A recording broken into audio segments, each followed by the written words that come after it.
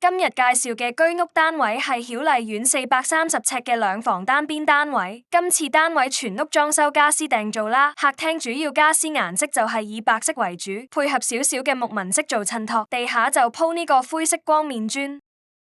跟住就嚟到兩間房嘅部分，咁第一間房專登唔裝門嘅，令到多啲自然光引入返客廳。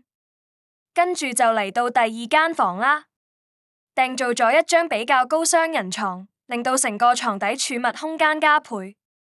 之後參考下成間房嘅儲物空間啦，仲有個特別嘅地方，呢一個儲物暗格，幾長嘅嘢都擺到啦。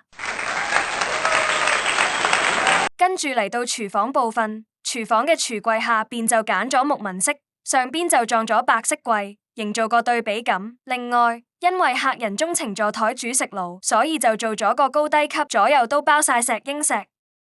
門後邊呢亦都有一個獨立嘅茶水間。